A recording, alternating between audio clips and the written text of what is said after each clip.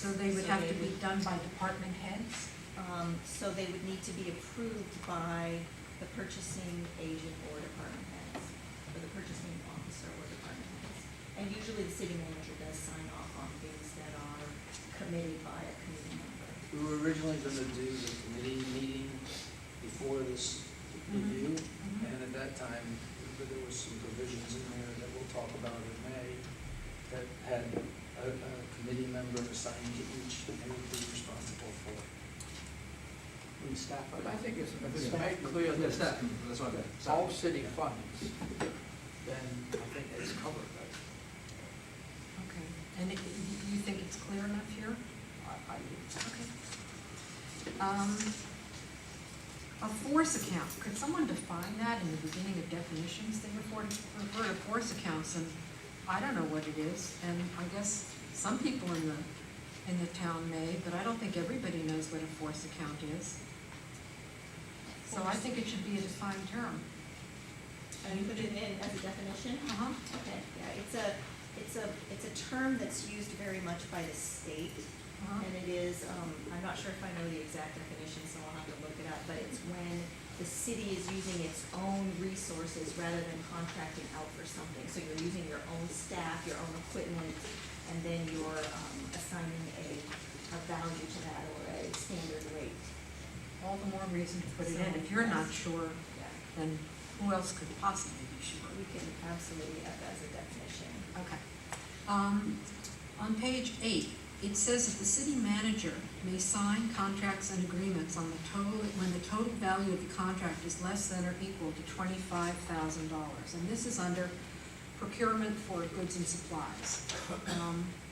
Now, this is under formal procedures, which is under the audit committee recommendation is greater than $15,000. So what they're saying is he or she can sign contracts and agreements when the contract is less than or equal to $25,000. No other employee is authorized to sign a contract binding the town, and any contract inappropriately signed is voidable. Before a contract is signed by the city manager or placed on the city council agenda for approval, the contract must include, and it goes on to say, so what I don't understand is if the council has the discretion to reject any and all bids and deal with all the tie bids and award the contract to the lowest responsible bidder, then how do all those provisions come together if the city manager can sign the contracts and agreements if the contract is less than $25,000? So I do thank you, Councilmember, for pointing out this is one section that we didn't catch the dollar amount. So I We're thank supposed to you go for, back to this that's table, an error, and it yeah. will be whatever we. So thank you for catching that for me. Okay.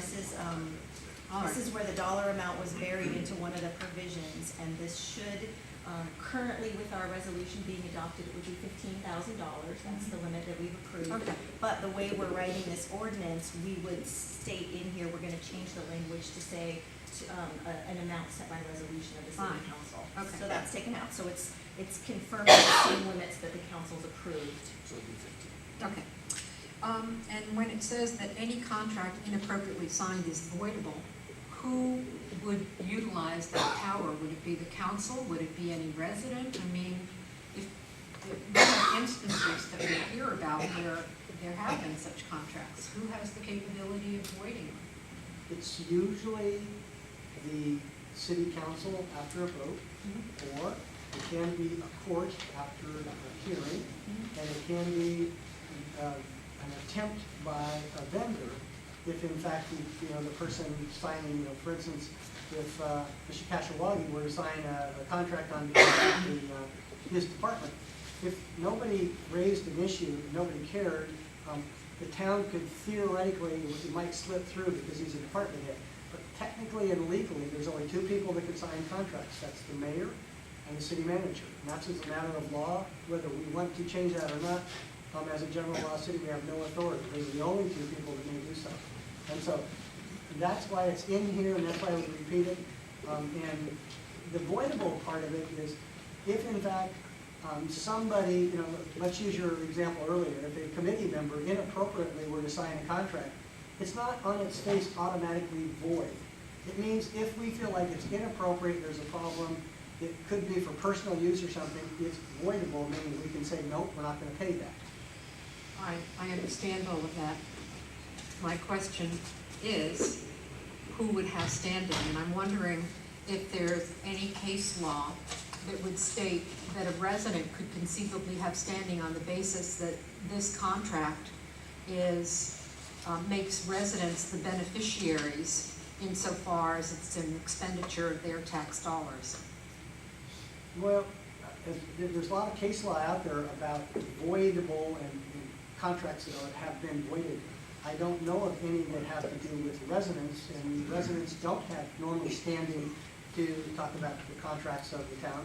However, they certainly have a right to bring in a writ of mandate to force you to do your duty if you fail to do so. But they do not have standing to put themselves in your shoes, essentially, in most instances. So I'd be happy to go back and research that, but I believe you're going to find that that's just, it's not the way that a resident would enforce what they consider to be a voidable contract is they would come to you and request that you do your job and duty, and that it would be, if there in fact was a duty to void that contract, and if you fail to do it, then they can bring a writ of mandate in the Superior Court, and they can force you to do it. But they can't take the law into their own hands and simply come in and say, we're gonna go to court and void it ourselves. As far as you know. Yeah. Okay, page 10, A, E, and F all need to have the language in the opinion of the purchasing officer added.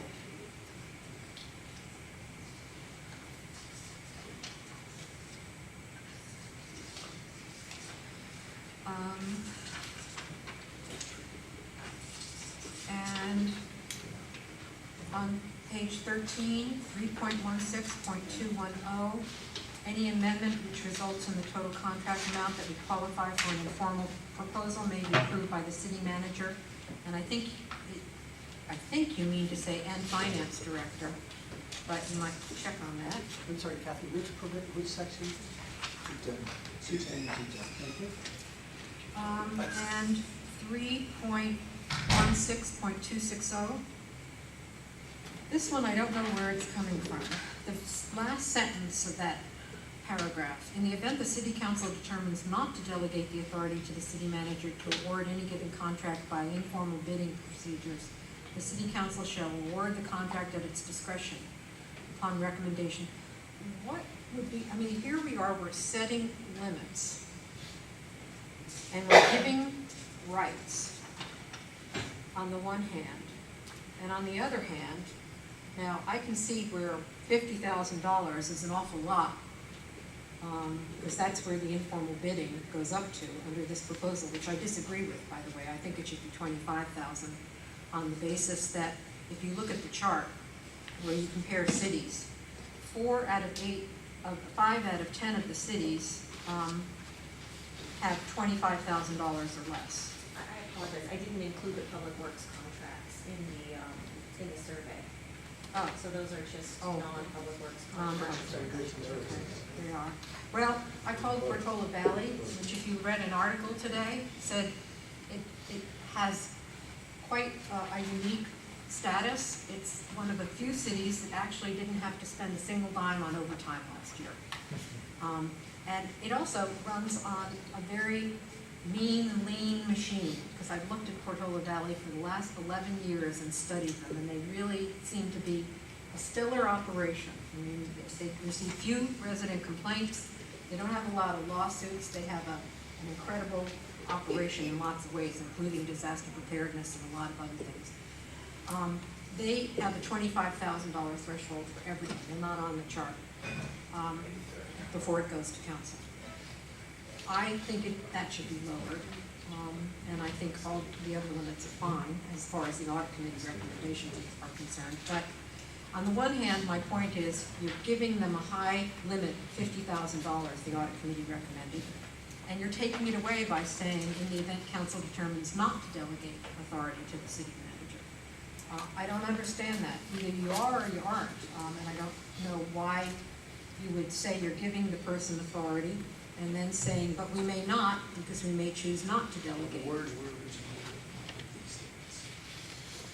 Ah, The audit committee went ahead and set these limits, Well- and the number you had was one that was discussed, but they decided they wanted my recommendation would be take that down to 25,000, which I think is a reasonable amount, and then take that out. And one of the reasons I also believe that the amounts should be lower in accordance with the audit committee's recommendation is this. We have essentially all interim heads of departments.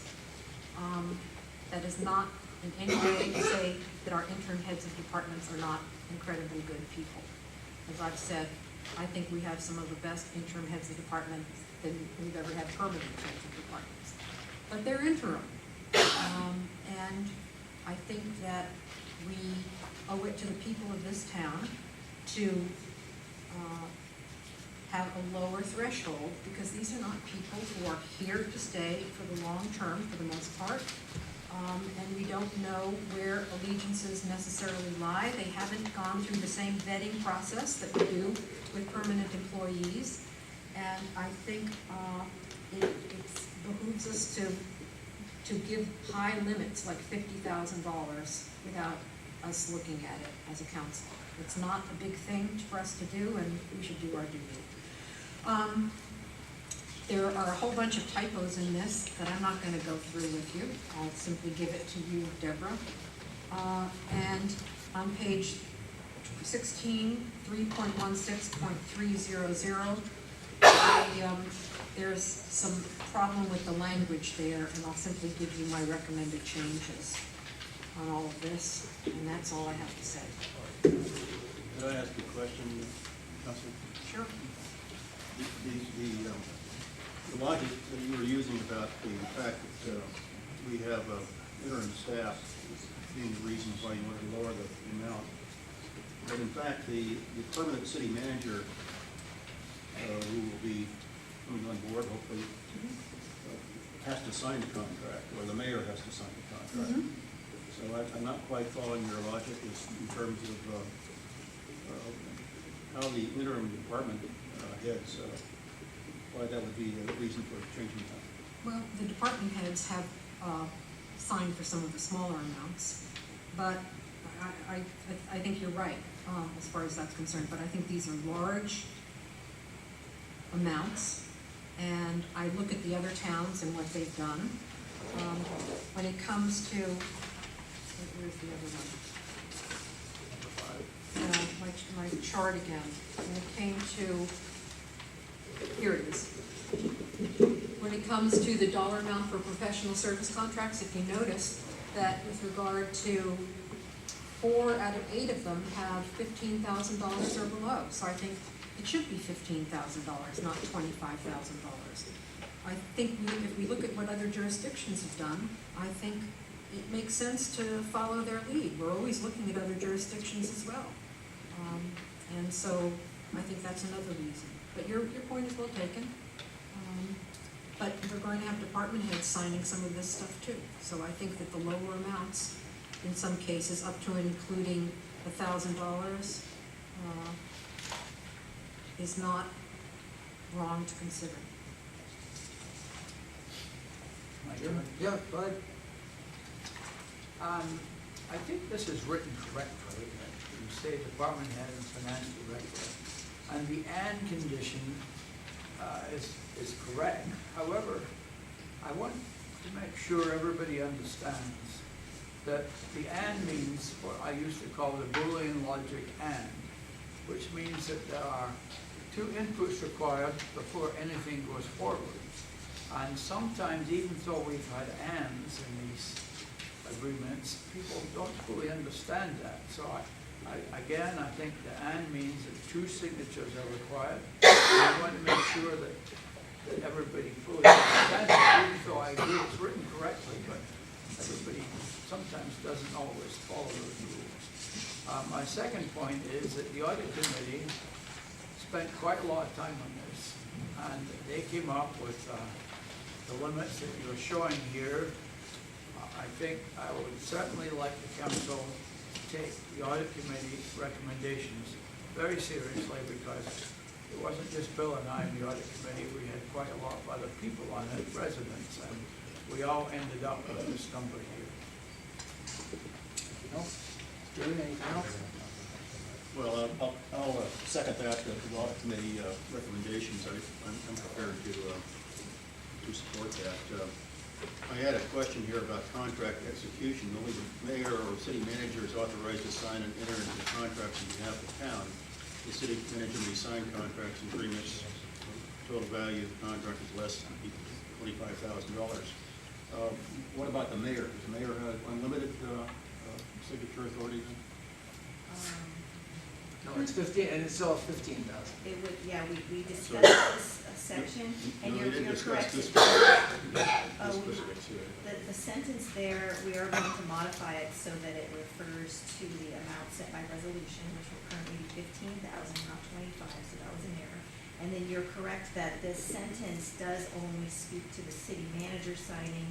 We should probably add that the mayor or the city manager may sign contracts less than the amount provided by resolution. Okay, under the exemptions to provisions of this chapter, this is 3.16.350, there's a contracts to commission original works of art and for fine art or entertainment. That's for, based upon security detail, Gary, that entertainment can be, can be defined in many different ways. And, Like the sculpture in the reading park. That might be like entertainment for a wedding. It's a Secret Pavilion or Service something. definition of entertainment. I didn't know there was so many choices. An award of financial participation agreements, what is that? Usually these are development type agreements. So, something that's a development agreement, would not be subject to bidding. Do we ever have any of those? In the town of Atherton, probably very rarely. It would be something, if somebody was, wanting to do a very big development and you were asking for some type of extra mitigation, from the developer. It's usually related to subdivisions and things like that, or that are larger developments or developments of commercial properties, but Bill might have a. Which item was that? We're still down This there is on struggling to page- find this. Well, this is on page 18, the very last section, 350 exemptions to provisions of this chapter. And the first one that Number C? Councilmember Carson talked about was C, I which was see. Let's see. commissioning works of art or other fine art or entertainment. So that's exempt from the bidding requirements. And that's because fine arts and things like that are deemed not to be equal. So you can't say, we're gonna go out and get an architectural drawing, for instance. If you knew what it looked like, you wouldn't need an architect to draw it or an artist to give it to you. And so, since it's something that's not comparing apples and apples, you can't bid it, it's really hard to do it. So they just say that by law, it's exempt from this, and there are a number of things that are. And then the other one that we're talking about is, where is that? D. D, right, award of financial participation agreements, owner participation agreements, which are, referred to as OPAs and DBAs. And they do have to do with real estate agreements and development agreements, though, like I said, this town doesn't have a practice of using them, but if it ever were to, then that would. They also sometimes come into play with institutions. So if somebody wanted to refinance using one of the procedures that are available to them, by virtue of their quasi-public nature, a private school, for instance, a hospital is common.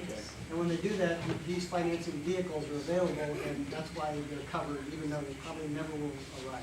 And franchise agreements, number I, is because they're unique franchises. Well, Jay, franchise agreements usually have to do with AT&T, PG&E, those kinds of agreements. Those are very, almost every city in California has those, because they're tearing up our streets or using our poles. And therefore, we need to have them. And Mr. Mayor, if we can go back to Jerry's first comment on page 8. Jerry, that's where it was. Right. Well, we're talking about the the mayor or the city manager is authorized in contracts, period. But then that really does read city manager correctly, because that's talking about under the city manager's authority to administer the town. Most cities authorize small level contracts to be signed, because they're signed every day. You know, if the mayor were out of town for a major contract signing, then the vice mayor would move it. But for these minor contracts, which this is, remember, this is only talking about the informal contracts, less than whatever the resolution ultimately establishes as the small ones, those are the kind of the day-to-day contracts that generally would be authorized to be signed just by the city manager. That doesn't mean that the mayor couldn't sign it if you know, the city manager were ill or out of town. It just means that the city manager is given this authority without any additional approval. And it sort of is awkward, I understand that, but the intent was to discern between the more important levels of contracts and the minor ones that are going to be signed on a day-to-day, which is what it talks about in that in terms of why the city manager is given that direct authority. It's No. redundant. Excuse me. Yes, sir. No, excuse me, go ahead. No, I just saying, you know, it is redundant. We've talked about redundancy. Yeah. We usually try to draft redundancy out, because if you make a mistake somewhere, like if there's 13 places and we go back and we put it in 12 and leave it out of one, then we're deemed to have intentionally left it out, and that can cause problems. So that's why when we often draft, we'll have a provision that says, this provision applies to everything. When I say that, I don't have to go through and find each and every single paragraph. And in the future, when somebody amends it, if they don't pay attention to that, they amended them right out of that applying to that. That's why I understand that redundancy seems like it's easy, but to be honest with you, in contracts like this, if you can avoid redundancy, if it's going to apply across the board, it's usually a pretty good way to go. You mentioned about the vice mayor signing if the mayor was out of town. Isn't there something in here that says no other employee can sign a contract? Yeah, but the mayor and the vice mayor aren't employees to begin with. And secondly, if the mayor's out of town, the No, I didn't acting say, mayor. I meant the city manager is out of town. But the city manager's out of town, the mayor's still not an employee, but he could definitely sign. But usually, remember, what we've been doing is when the city manager is out of town, you know, or in our case, the interim city manager is out of town, they appoint an acting interim city manager that then stands in their shoes and they can sign. All right. Any other comments? No. Okay. First off, I'm happy after, I think, 5 rewrites of this activity. It started at your request, knowing you were the mayor. That's right. We're finally getting it done. There are a couple of typos, as we talked about. In section 16.33, surplus equipment, when we discussed section F and we set the limits and, you know, put in the finance director as the identified person, I believe that we talked about it was going to be donated or surplus. And so I think that you need to add the word "and" or surplus. Where is that, Bill? F 316.330. F? Yeah, because we're talking about surplus equipment and donation, but then it only calls out specifically donated equipment that has $1,000 limit. It should be surplus or donated. Of course, donors is misspelled, and I do want to say, you know, the audit committee spent a fair amount of time on looking at this, and you know, Deborah did present a number of cities that she felt were representative, as she's done here. But you know, our belief was, and the audit committee's belief was, is that due to the fact of where we are, and also given the fact, yeah, I've got those edits. Given the fact of where we are financially, and we're working ourselves out of a deficit situation, lower levels until we have better trust, not trust, but, you know, more confidence and more experience in working with the individual people that may be delegated to exercise this, that the numbers that we see here are the right ones. There was a suggestion that the 50,000 would be at 25. If I remember right, I think Mr. Conlon asked for it to go up to 50, so I'm open to if we want to have a different conversation. But the audit committee specifically stated that they wanted to have the lower levels at this point in time, and the decision was that we would have this table because it would be easily amended and we wouldn't have to go through a very long prorated activity of rewriting the ordinance again. So hopefully this ordinance will stand for many years and we'll learn to adjust the numbers, but I'd like to endorse, as everyone else has, that we take at a minimum or the maximum, the audit committee's recommendations, and if Councilmember McKeithen would like to go with the 25,000 in the public works area, we can address that as well.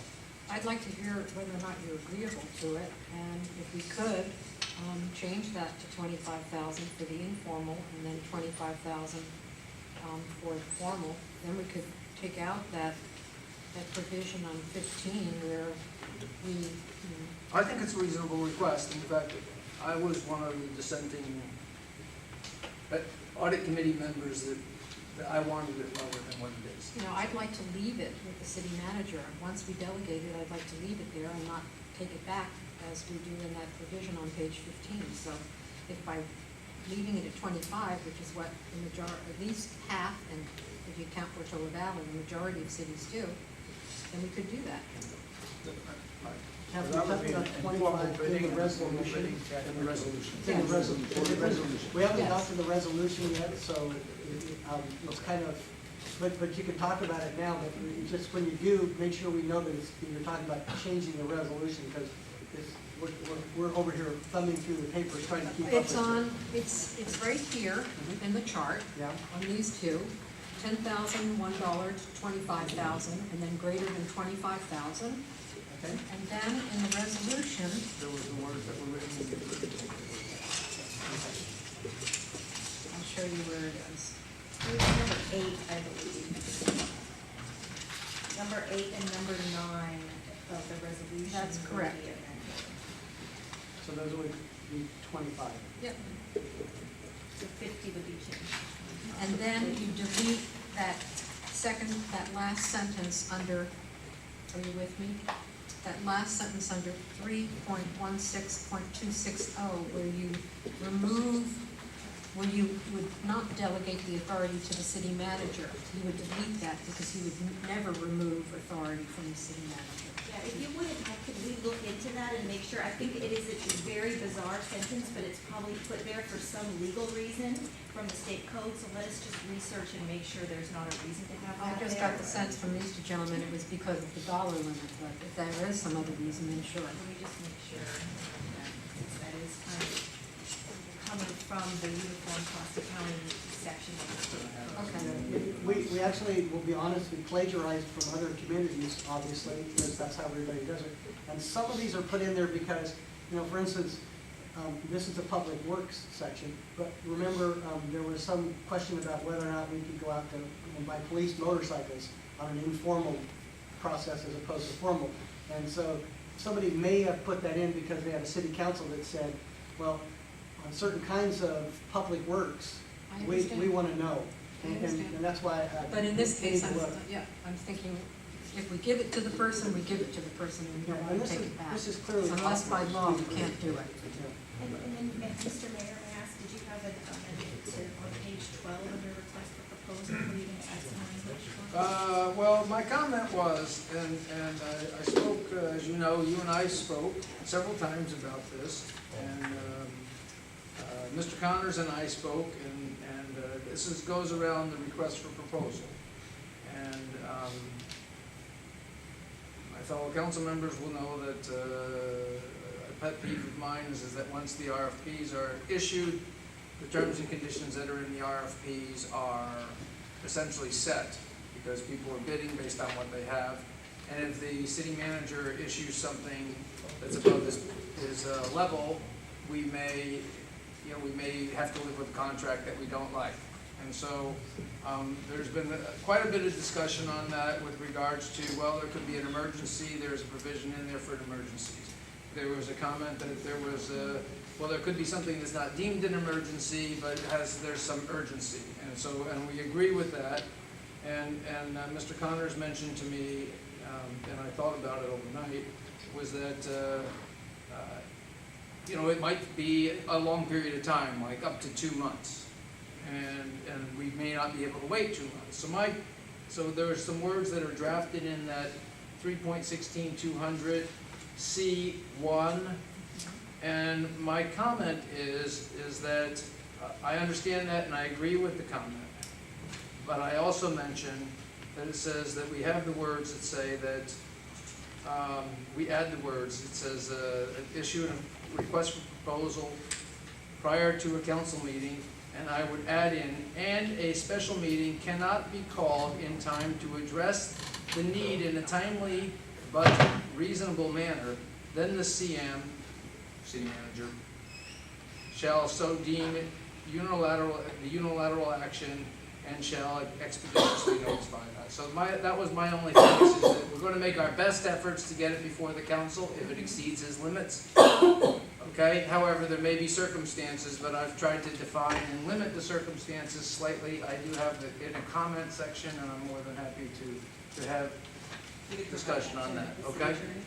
Okay. That was in an email you sent to us, and I think it's reasonable. I think that's us doing our job, and if we can't, then It allows for a Right. special case. Right. Okay. Okay? So with that, I think we've all had a chance to speak once. Do we have any public comments with regards to the purchasing ordinance? I sent it to one. That's why I asked. I didn't know what she was talking about in terms of circulating, because she said it circulated to us. I just read it. I didn't see it. Just before this meeting, I didn't discuss it with anybody. So, no public comments. So I do have one public comment from the chairman of the audit committee, Rose Howe. Dear Honorable Mayor and City Council, the proposed purchasing ordinance amendment reflects the discussion in numerous meetings of the audit committee. At this point, the safeguards prescribed in this ordinance are appropriate. The purchasing ordinance updates and adds clarity to this code, and the purchasing limits as proposed by the audit committee are reasonable. In particular, the purchasing limits as set forth in the audit committee reflect concern for fiscal oversight. The town of Atherton is a small town with a lower operating budget than many cities. The purchasing limits as set forth by the audit committee reflect this. These limits are well within the threshold of the limits set forth by other cities of similar sizes. Presently, Atherton employs contract employees, there was no slight intended, put quotes around it, who are in the position of contracting goods and services. Because of this, it is prudent to set more conservative purchasing limits and reduce the risk of mismanagement. In view of the present financial or fiscal climate, the limits set forth by the audit committee are appropriate and do not reflect the extreme limitation. As a member of the audit committee, I would recommend adoption of this purchasing ordinance as set forth and incorporating the audit committee limits, and approve the resolution electing it to become subject to the Uniform Public Construction Cost Accounting Procedures. Sincerely, Rose Howe, from the audit committee. And I got a similar letter from Jim Massey, who's also been on the audit committee for a long period of time, saying good work and thank you. And that's it. So with that, we close public comments. Can we have a resolution with the amendment? I move that we approve the resolution establishing the purchasable Yes, bond. it did. Ordinance. The ordinance first. The first reading of the ordinance. Ordinance first reading. Okay. I move we introduce the purchasing ordinance amending chapter 3.16 of the Atherton Municipal Code, establishing a purchasing policy for goods and supplies, equipment, professional and non-professional services, and public work contracts. Do I need to continue on? As amended tonight. As amended tonight, with the typos in addition that I haven't gone through, but I'll And get the to other them. ones we made. I second that. All in favor? Aye. Okay, can we have a motion for the First resolution? resolution. I move we approve the resolution establishing the purchasing policy amount limits as required by chapter 3.16 of the Atherton Municipal Code. Those are the audit committee recommendations as amended. As amended to As- what? As amended as amended tonight with the dollar amounts changed to 25,000 and to take effect upon the ordinance taking effect, because it's the initial. Yes. Thank you. I second. All in favor? Aye. And finally, I approve the resolution electing to become subject to the Uniform Public Construction Cost Accounting Procedures. I second that. All in favor? Aye. Aye. Congratulations. Thank you. Finally done. That was a tough one. Okay. Thank you, Deborah Thank you. and Bill. Okay, and Jim. Jim. And Mr. Mayor, and Bill Whitmer. Yes. Appreciate it. I appreciate that. Sorry you stepped out, Charles. You didn't have a chance to comment about that. I was fine. Good job. Okay. The next item on the agenda is number 21, reinstatement of the Environmental Programs Committee. Report, Teresa. You have my written report. I'll take any questions. Do you have any comments on the report?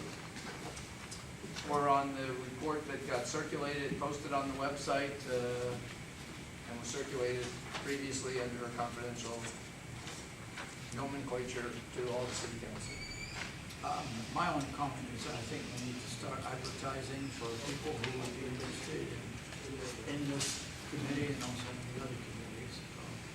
So we need to fill this committee with interested people, and I'd like to see us start advertising for these.